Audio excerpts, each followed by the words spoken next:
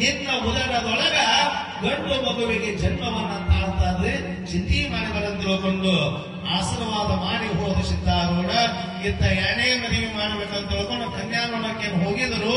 ಅವಾಗ ಮನೆಗೆ ಬಂದ ಬಳಿಕ ಶಶಿ ಅತ್ತಿಗೆ ಹೇಳ್ತಾಳ, ಗಂಡಗೆ ಹೇಳ್ತಾಳ, ಎಲ್ಲೋ ಇರುವಂತ ನಮ್ಮಪ್ಪ ಸಿದ್ಧಾರೂಢ, ಎಲ್ಲೋ ಇರುವಂತ ನನ್ನ ತಂದೆ ಸಿದ್ಧಾರೂಢ ಮಕ್ಕಳಿಲ್ಲ ಅಂತ ತಿಳ್ಕೊಂಡು ಪರಿಪರಿಯಿಂದ ಪರಿತಪಿಸಿ ಸಿದ್ಧಾರೂಢನ ಧ್ಯಾನ ಮಾಡಿದ್ರ ಒಂದು ಸಿದ್ಧಾರೂಢ ಆಶೀರ್ವಾದ ಮಾಡ್ಯಾನ, ಮಕ್ಕಳಾಗ್ತಾವಂತೆ ಹೇಳ್ಯಾನಂದಾಗ ಅರಿಯದ ಅತ್ತಿ ನಂಬಲಿಲ್ಲ.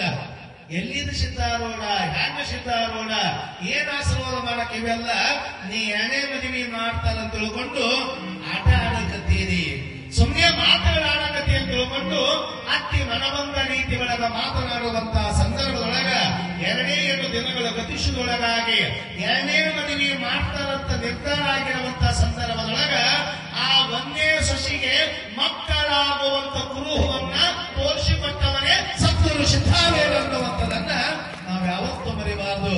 ಅತ್ತಿ ಬೆರಗಾಗ್ತಾಳ, 5-6 ವರ್ಷಗಳ ಕಾಲ ಮಕ್ಕಳಾಗುವ ಕುರುಹು ತೋರದಿರುವಂತ ಸಂದರ್ಭದೊಳಗ ಸಿದ್ಧಾರೂಢ ಒಂದು ದಿನಕ್ಕೆ ಆಶೀರ್ವಾದ ಮಾಡಿ 2 ದಿನದೊಳಗ ಮಕ್ಕಳಾಗುವ ಬಗೆಯ ಕುರು ತೋರ್ಸ್ಯಾನಂದ್ರ ಸಿದ್ಧಾರೂಢ ಬಹಳ ದೊಡ್ಡವನ ಅಂತ ತಿಳ್ಕೊಂಡು ಅತ್ತಿ ಮಾಮ, ಅತ್ತಿ ಗಂಡ ಮತ್ತಂದ್ರ ಆ ಸೊಸಿ ಸಮೇತವಾಗಿ ಹೋಗಿ ಸಿದ್ಧಾರೂಢರು ದರ್ಶನ ಮಾಡಿ ಬರ್ತಾರೆ.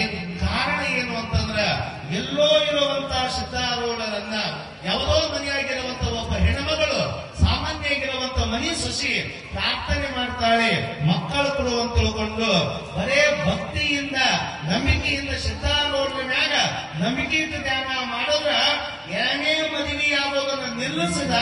ಆ ನಿಲ್ಲಿಸುವ ಜೊತೆಗೆ ಪಂಚತನದಿಂದ ಬಳಲುವಂತಹ ಸಸಿಗೆ ಆ ಹೆಣ್ಮಗಳಿಗೆ ಮಕ್ಕಳ ಸಂತಾನ ಪಟ್ಟವರೇ ಒಬ್ಬನೆಯ ಸದ್ಗುರು ಸಿದ್ಧಾರೂಢ ಅನ್ನುವಂಥದನ್ನ ನಾವು ಯಾವತ್ತೂ ಮರಿಬಾರದು.